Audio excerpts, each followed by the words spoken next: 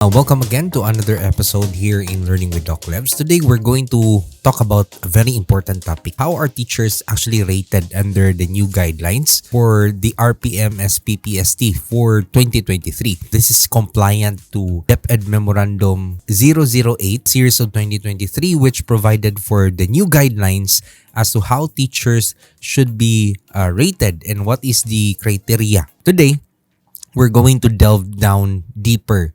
No, we're going to see how the rubrics is being presented and what is the proper way to actually rate our teachers. Okay, so what should be the proper way? No, assessing the teacher portfolio is one of the most crucial process. So I can't emphasize this enough that we need to rate our teachers based on the portfolio that they submit. We will be creating a video later on about portfolio assessment and how to prepare it. But the process here really covers how we rate our teachers should be based on the MOVs being provided. Okay, self-rating is non-extant here in these guidelines. What do I mean by that? It means that you cannot just allow teachers to self-rate unless it is the mid-year assessment. So basically, we are in the mid-year assessment. You can also be at the commitment stage or stage 1 or the phase 1 of the performance management system. But in the last part, as we look at these different stages, you have to understand that our assessment should be based on the MOVs. No? The portfolio pre-assessment process, this is the first one, which focuses on portfolio preparation, happens in phase 1. No, so imagine even in phase 1, portfolio should be already prepared. No, performance planning and commitment. It ensures that teachers understand the key result areas, the objectives, the performance indicators, and the RPMS tool, and the means of verification to improve performance. It allows teachers to select and prepare appropriate documents and necessary, to serve as a means of verification for that particular objective. It allows teachers to select more appropriate documents, and they have to attest to their authenticity. Meanwhile, the portfolio assessment process is covered in RPMS Phase 2, Performance Monitoring and Coaching, and in Phase 3, Performance Review and Evaluation. It involves teacher assessment and raters assessment of the portfolio. Okay, finally, the portfolio post-assessment process that occurs in Phase 3 or the performance review and evaluation, and phase 4, performance rewarding and development planning, aims to help teachers improve their performance. As you can see here in the first stages, we are there to inform the teachers, and then in the monitoring and coaching, we are there to assess. Okay, so assess the MOVs that were attached, and in the last part, it focuses on improving their performance, as reflective practice in their part. Okay, so that is how portfolio is being prepared, and that is embodied in your MOVs. Okay, and let's look at how should the principal or the school head conduct the assessment. So what do you do in the pre-assessment? So basically, this happens on stage 1 or phase 1, wherein we do the performance commitment. So this should be before the start of the opening of classes. Now, DepEd Order or DepEd Memorandum 8 series of 2023 tells us that it should be conducted before the start of the classes. The good thing about this is it's already multi-year. So the good news about being multi-year means we already know the standards for the coming years. Okay, for the next 2 years. At least right now, it's being promulgated in the middle of the year. However, we can start now, So we reviewed the Philippine professional standards for teachers. So very important. I can't stress this enough. As the school head, as the principal, you need to familiarize yourself with a new set of professional standards for teachers. So you have to understand what are the standards, how are the MOVs prepared, since it has been integrated in the RPMS tools. The set of standards describes 7 domains of teacher quality. So basically, these are the domains. We have content, knowledge, and pedagogy, learning environment, diversity of learners, curriculum and planning, assessment and reporting, community linkages, and professional engagement, as well as personal growth and professional development. These domains are presented as 5 key result areas in the RPMS tools for teachers. So a rater reading the Philippine professional standards of teachers. So, very important lang that we should do our best to make sure that we read, because if we don't read, that's our tendency. The tendency is that the school head will just say, okay, teachers, just rate yourself. No?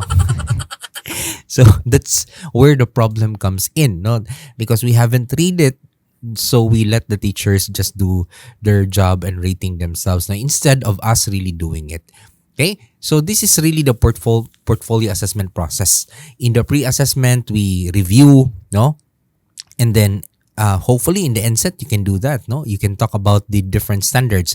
Right now, after this, we will talk about the different MOVs, for each of the objectives, and then we are also going to talk about how we can rate the teacher 5, 4, 3, 2, 1. That's a very important discussion. Okay, so in the pre-assessment, we inform teachers ahead of time, so that they won't be surprised. They won't be surprised. Are these the objectives and it's already at the end of the year? We should avoid that kind of situation. So we review and then we determine the tool. So we're going to determine the tool. The tool is already. This channel is going to prepare a tool, an IPCRF. We will be uploading it soon, but it's still under construction, because it takes time to create the tool. It will be user friendly for teachers so that you can use it to rate yourself. But basically, you're not gonna use that for now, because what you're going to use is the mid-year review. There are 3 forms in the mid-year review, which are the following, the PMCF, the MRF, and at the same time the IPCRF DP. So that is found in our video. You can look at the video description, the previous video we have uploaded. So that is what is expected of you in the mid-year assessment. Okay, but for now, in the pre-assessment, as much as possible, you guide the teachers in understanding the PRMS tool, just like what I'm doing now. I'm actually doing this so that the teachers will be aware. How are they rated? What are the MOVs that they're going to prepare? And how are they going to really go about, preparing their MOVs? And what particular documents are they going to prepare? Next is you need to guide the teachers in preparing the documents. Do not leave them alone. Okay? So upon submission of portfolio, you authenticate the documents. So that is what's going to happen in the pre-assessment phase. In assessment phase, that the rate the portfolio, and then you are to explain your rating if needed. And in the post-assessment, you discuss with the teacher the performance. You have this one-on-one talk with the teacher, and then you assess the teacher in preparing. You assist the teacher, not assist. You try to assist the teacher in preparing the development plans. Again, you would like to stress that the development plan should be a real development plan wherein you can really follow up, and at the same time, find ways nga maglain-lain sa ang iyang development plan, not the same development plan for every year. There's no improvement. Okay? So you can also do the mid-year review here, and then you can go back to the pre-assessment phase, and then hopefully for the year-end evaluation, the teacher will be more ready. And at the same time, we can really help the teachers achieve the necessary standards. Okay, so we'll proceed to the next part. So what is step 2? Determine the corresponding RPMS tool. Right now, we have DepEd Memorandum 8. And that is where you start understanding and sharing this to the teachers. Okay, but in general, teacher 1 to 3 is for proficient teachers. And the master teachers to 4 must use another highly proficient tool for master teachers. So as of now, our discussion will be limited to teacher 1 to 3. Okay, so you guide the rating in understanding the appropriate RPMS tool. So that is what we're going to do now. We're going to share to the teachers how you are rated and how you can get 5, or how you can get 4, 3, 2, 1. Pero ano lang sa bupangandoy 1, So the objectives to meet the KRA, the specific performance from outstanding to poor performance, and performance indicators per level. Then you have to advise the teacher rated to accomplish the IPCRF, which we're going to prepare and we're going to share to everyone later on. But it's important for you to have a good understanding, how this IPCRF is really prepared, the nitty-gritty before that. The IPCRF is just the end result. But the idea here is that at the end of the day, it really sprung out from the process of the performance management system. Not just the performance evaluation, but it started in phase 1, which is the performance commitment, which started at the start of the school year. And then you have the performance coaching and monitoring that happened all throughout the year. And then you have the performance evaluation, after the whole school year. Okay, so it sprang out from all those processes, not just a document that you submit for the sake of submission. So you need to guide the teachers in preparing the documents and organizing the portfolio. So take note, all school heads, okay, I can't emphasize this enough, that you have to make sure that your teachers are informed, so that they can present to you the MOVs, and then you can rate, not just let the teachers do their self-assessment. It's not really embodied even in the PED Order 2 that the teacher or anyone will just rate themselves. Although you can ask them to rate it preliminarily, but you should base the rating based on the MOV submitted. Okay? So I hope that's clear. Now, how are the teachers rated? So for this school year, because technically we are still at school year 2022-2023, okay, this is how you should rate the teachers. First of all, applied knowledge of content. That's the first objective. Applied knowledge of content within and across curriculum teaching areas. And it's taken from Strand PPST 1.1.2. And this has been consistently repeated. Now, we want teachers to integrate the subject across curriculum areas. So if you are a math teacher, as much as possible, you integrate it with other subjects, science, in values, etc. So what is the means of verification as to quality? So the major means of verification is really the COT. So if you read the means of verification here, classroom observation, rating sheets, or inter-observer agreement forms done through on-site and face-to-face in-person classroom observation.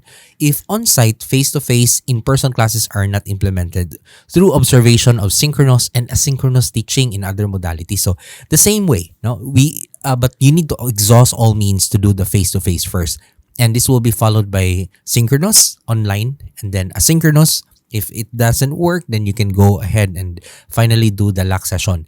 But the thing here is that the only requirement here, take note of this, the only requirement here is the COT. Wala na ilain. Sometimes, we ask teachers to really attach a lot of things, but those are not needed na, No. Okay. So, take note, for objective 1, you just need COT rating sheets, and that's all. That's all. But the thing is, we will also have a very clear discussion with this with our school heads. We will have another video as to how you should rate your teachers. You have to rate the teacher based on really the competence that he has shown. Some of our school heads are not well aware as to how the particular strand is rated in the classroom. But here, we just want to make a summary now. You will base your rating in that particular objective, how you have rated that person in the COT. So if you rated that teacher level 7 in objective 1 as shown in COT rating sheet or inter-observer agreement forms, of course, you give outstanding. Ooh. And then if level 6 ang imong gi-rate diha, then automatically you give 4. And then if satisfactory, if it's level 5 in the COT, you give 3. Okay? And then so on and so forth. Okay? For the efficiency, you just need to observe if that objective was met within the allotted time. Okay? And then the objective was met but instruction exceeded the allotted time. Okay? So you try to see if the teacher was actually efficient in doing that particular thing. If there's no acceptable evidence was shown, then of course, that's 1. So notes, PPST Resource Package Module 1 offers illustrative and instructive information that will help ratees achieve this objective. So we will try to share this in this channel. We will try to look at performance because we have identified that teachers really need to master how they are rated because performance is everything. And number 2, remember in DepEd Memorandum 8, Series of 2023, it will be the basis for our PBB. Patay na. no, and other performance bonuses, no. So you deserve all those performance bonuses, no. Our teachers deserve that, but let's try our best, no, to perform well, and at the same time, it is also the basis for promotion, no.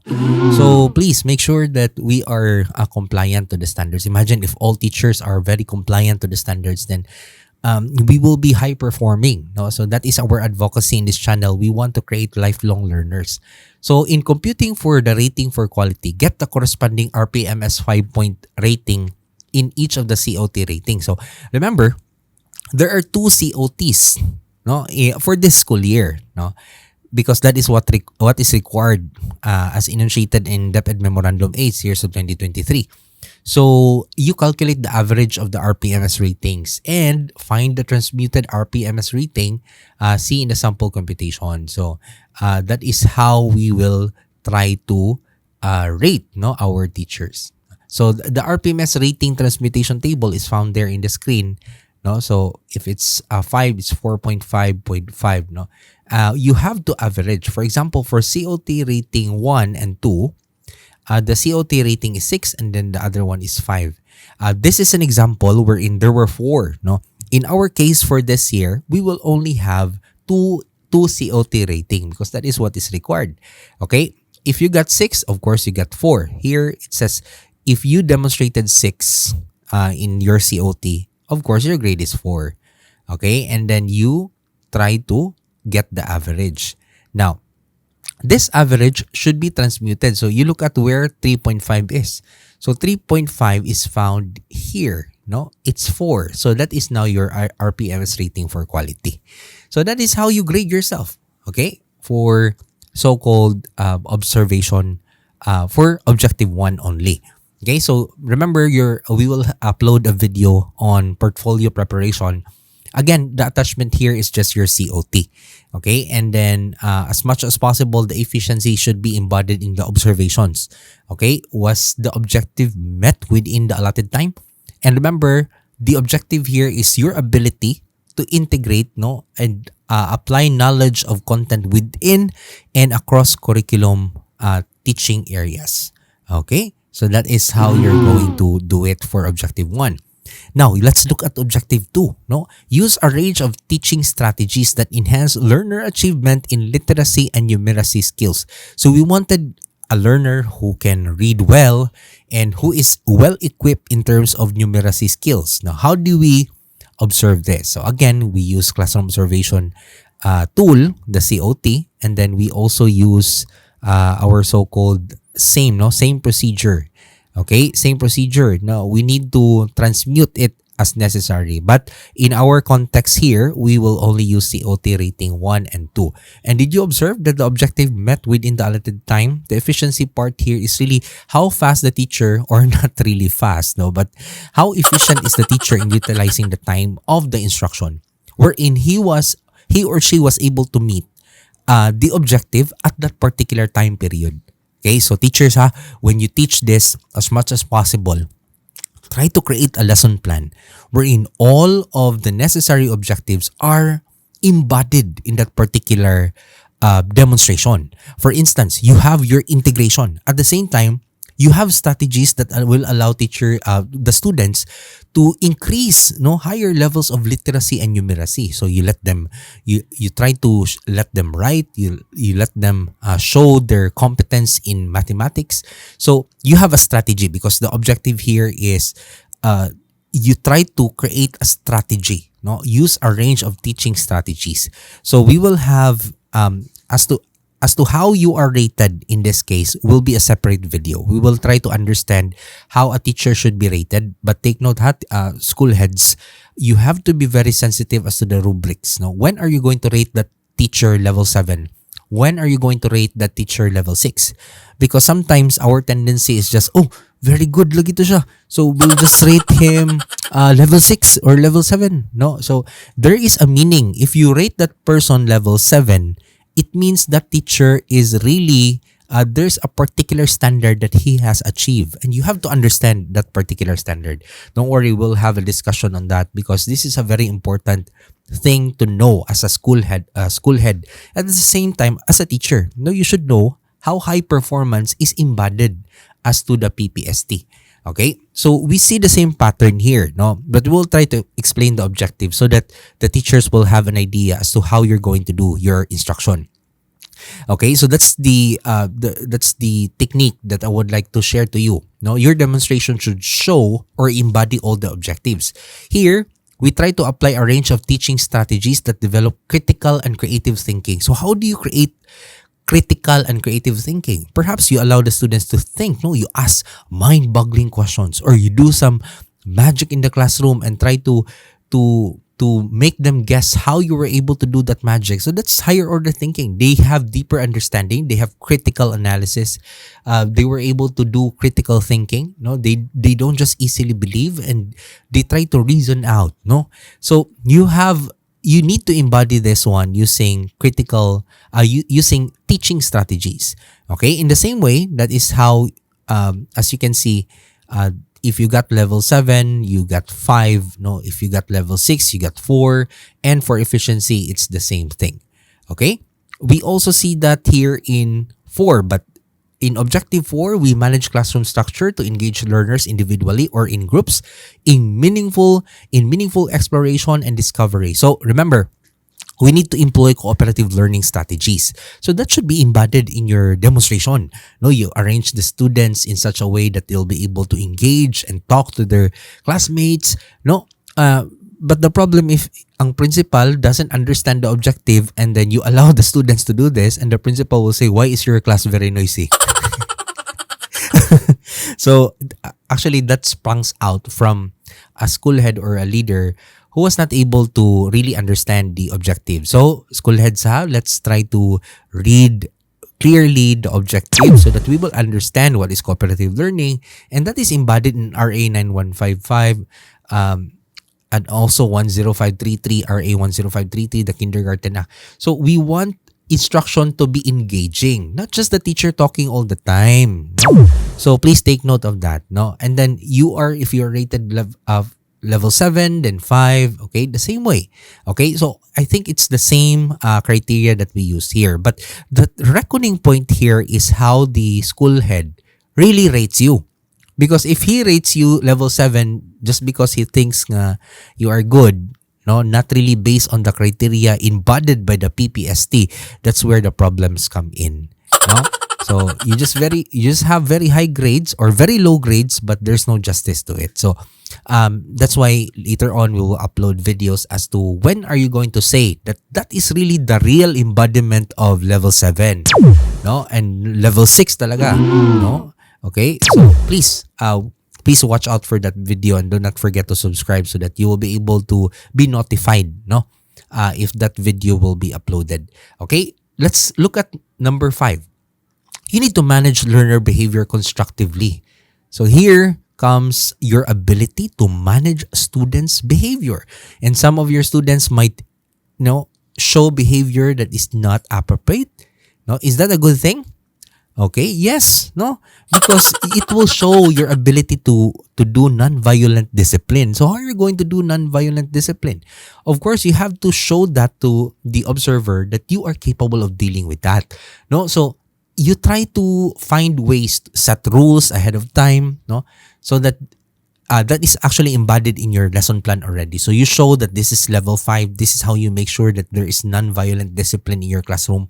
And if there are chances that you can demonstrate this skill, no, your ability to handle students who are misbehaving, no, so go ahead and show that to the observer. A good observer will be able to see, no, I will not take it against you if the students are misbehaving, and you try to show to them how good you are in maintaining non-violent discipline in your classroom. Okay? Pero ayun ninyo yung mga bata nga, okay class, this is observation, this is a matter of PBB or matter of mid-year bonus and promotion, so please behave today, no? So you can actually, I am not sure if that's really legal for you to do. However, you can also talk to them to behave as much as possible because we have visitors. However, if there are misbehaviors, maybe it's a good opportunity also to showcase how good you are in discipline. Okay, as you can see, it's the same way. Quality and efficiency are measured here. Okay, so far, did you notice we are now in objective 5? Do you need to attach any MOVs here. Actually, the only MOVs that you are attaching is only the COT. And all COTs are required, no? So that is how the Department of Education is trying to make work very simple for our teachers. Okay?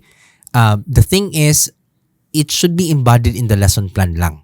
Now, in your lesson plan, just to make the observers really rate you level 7, level 6, we can talk about this. There's an annotation that this part here is for objective 5. Now, this is how you made sure. For instance, you set rules ahead of time before the start of your class. And then when a behavior was seen to be not desirable, you tried to put on the consequences very consistently. Okay? And you were very good at disciplining your students. That's what a good teacher does. Okay? So a good observer should be able to see if you embody such kind of behavior in that particular instance, in that one demonstration. So again, my input to the teachers that are listening now, please, try to embody all the objectives in one demonstration. And honestly, you can really do that. My teachers before they were able to do this. That's possible. Here, number 6, use differentiated and developmentally appropriate learning experiences to address learners' gender, needs, strengths. So every child is different. How do you make sure that despite their difference, you'll be able to address it? For instance, you can divide them. Na kay mga bata nga kiat kaayong kinesthetic, no? Ano mo gitawag kisa itik ng mga bata. So the kinesthetic learners should have a different activity wherein they can move, they can express their thoughts, they can dance, they can sing. So how about those learners who are into their audio visual? So you also have videos, you also have if they are auditory, so you try to make sure that they are engaged in terms of sound, etc. So the same way, you have to embody all these things. Okay? And then you have same standard, you need to attach your COT lang gihapon. Okay? And the efficiency is measured the same way. How about in Objective 7? Plan, manage, and implemented developmentally sequenced teaching and learning processes. How did you, in such a way, show how logical your discussion was? In such a way that you have implemented it logically in a sequenced teaching and learning processes. You have to also show that what you have discussed and relate it to the previous and the possible next topic. So we will try to discuss that further in our next video. But the thing is that should be embodied in your lesson plan. How you are capable of putting a very good, well-managed, well-planned, and developmentally sequenced.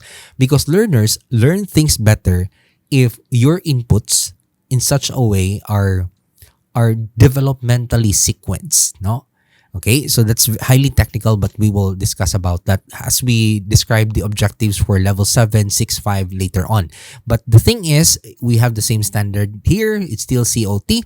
Okay, and here comes Objective 8, So this time, you have another means of verification. Why? Because this is a non-classroom observable, Take note, you have proofs of attendance in LAC. So you really keep all the LAC session attendance, The FGD meetings that you have. So if there are times that you wanted students to be, you need to talk to the students.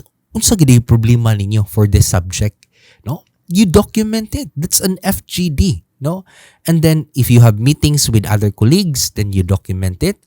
If you can have a detailed minutes as to your discussion, the better. Okay? Because the Objective 8 is a proof that you are a reflective practitioner. And you can really engage with other teachers. Dili ra ka kanang sige pangaway, So you talk about a way for you to really improve instruction. And when you do that, please document, minutes of the LAC session, etc. Reflection notes, So if you can have a diary about your daily activities, and you can really reflect upon how do you improve your practice as a teacher. Are there times that you're thinking if this strategy work? Because honestly, there's no one-stop style of teaching. The best kind of teacher is the one that adapts based on the kind of learners that he has. Okay, if the child has a problem, you try to find ways, no, to really engage them. No, any equivalent else form document that highlights the objective. So this is a very non-classroom observable. That's why we have specific means of verification. So it's the first set of MOVs that you have to attach. Okay, and for quality, planned for enriched teaching practice. You just planned here for enriched teaching practice, reflected on practices during LAC session. So you have your reflection notes, and then you have shared practices, teacher, and then that's number 3. And then you just attended the LAC, no? And just pure attendance. So that's 2, no? No evidence, then 1. Okay? If for timeliness, participated in collegial discussion, it should be spread across 4 quarters. So if I were to rate this, at least, no, you are consistent across 4 quarters. If 3 quarters lang imong mapakita nga documents, then automatic, that's 4, no? And then satisfactory across 2 quarters gyapon. So basically, we are in the middle of the year. Hopefully, you have done your LAC session for the whole of the previous year. If you can reconstruct it if you want, but it should be based on reality, ha? Not just kanang pure pure invention in your part. So that is the attachment for objective 8. How well you are able to do collegial discussion. Okay, in 9 this time, another very important, no, you have to integrate ICT, no, selected, develop, organize, and use appropriate teaching and learning resources, including ICT, to address learning goals. So you have to use computer or whatever technology. Did you use Anki? Did you use Quizlet in your assessment? No, so that is part of objective 9. Okay, so how well you do that, in terms of quality, COT gihapon ato ang basis, and then efficiency, the same rubrics, no, that we used before. Okay, for 10, okay, this is another classroom observable. Designed, selected, organized, and used diagnostic, formative, summative assessment. So we will go deeper into this, but there are 3 assessments, no. We have formative. Diagnostic is actually being merged with formative, no, and then summative assessment strategies. You try to embody how well you are to detect if learners are really learning in your class. Okay, and then your means of verification again is the COT. Wala na jud kay attach katong yung COT and your lesson plan, no. So if on site, no, through observation, etc., and then we have the same standard here. Okay. For 11, monitored and evaluated learners' progress and achievement using learner attainment data. Okay, how well, this is non-NQESH na ni, non-classroom observable, no? So that's why you have to attach, no, our second set of this is second set pag of MOVs, no, because all the rest are COTs, no, and the first set is number 8. So individual learning monitoring plan, peer assessment data, sample of learners' output, progress chart, Class E records. These are records, no, that are already existing in our part, no. So that is how much the Department of Education wants us to be not burdened with too much MOVs, no, not too much paper. Kaning individual learning monitoring plan, you already have this. This peer assessment data, no, maybe wala ni siya, pero okay. So you try to let your teacher really assess you, no. So that's a good activity, no, for both of you as a form of collegial practice, no. Sample of learners' output, diba nata ni tanan? So okay, solved na ta.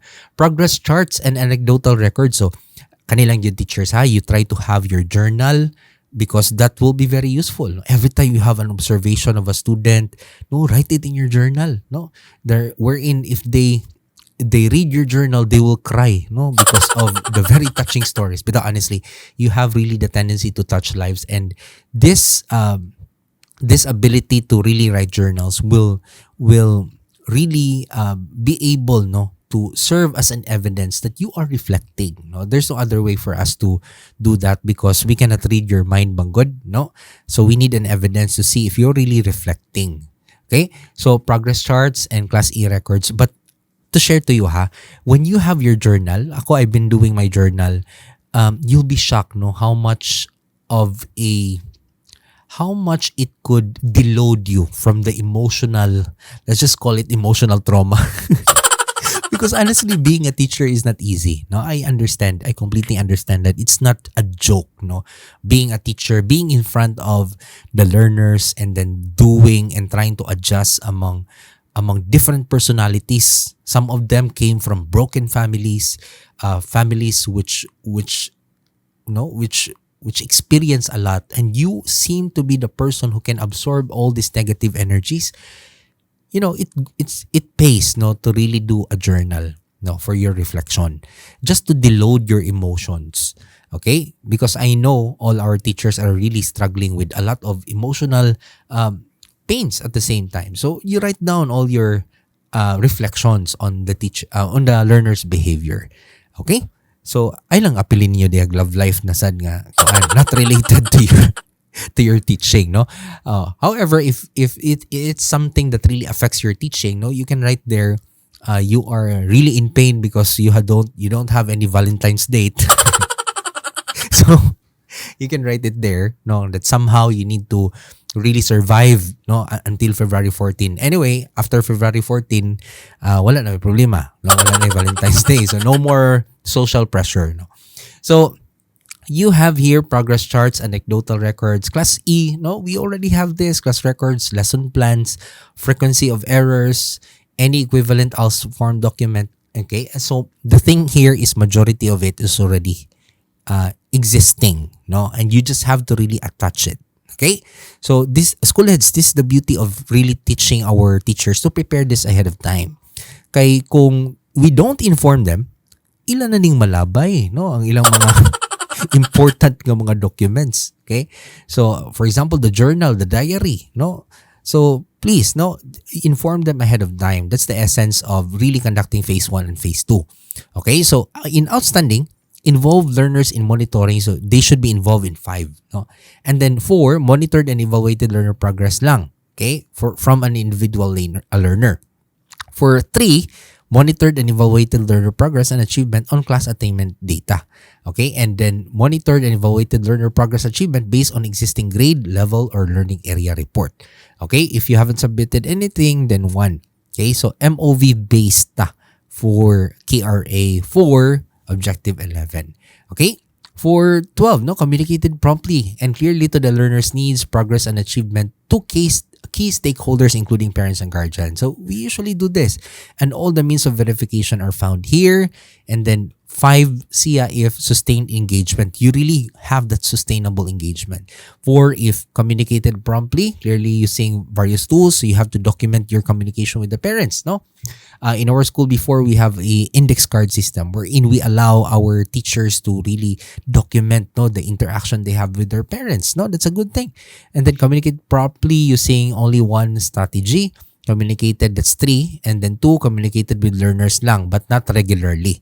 Okay? Showed prompt communication with learners' progress and achievement across 4 quarters. So that's the timeliness aspect.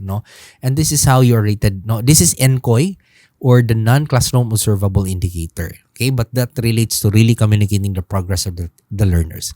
13, applied personal philosophy of teaching that is learner-centered. Okay? And this is 13. You have your own personal philosophy of teaching that is learner-centered. Okay? So what is now your means of verification? Again, it's just the means, it's just the reflection or journal entry, So it's very important, So teachers, magdala-dala na kitag journal and diary for this year. Okay? And then for the succeeding 2 years, we should, every time we feel something that can help us, our reflection of how we can improve our instruction, okay, write it in the journal. Okay? So submitted MOV details the consistent involvement of the learners in the teaching learning process. That's 5, You look at 5 because our target here is 5. You have to get the 5. And you have to really prove that you are really doing a personal philosophy here. Okay, then submitted an MOV that reflects involvement of learners, that really show that you are really involved in instruction. Okay, then ang 3 is shows the application of personal philosophy, just showing it, not more than that. Then ang 2 is that you just have your philosophy. So the philosophy is a school of thought, the personal standing or principle that allows you to personally employ it to help the learners.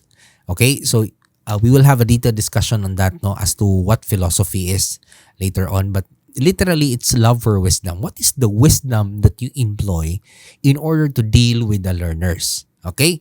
And then you just need to show it consistently, and you show that you are consistently involved with the learners. Okay? Then timeliness applies the personal philosophy of teaching that is learner-centered across 4 quarters. Okay?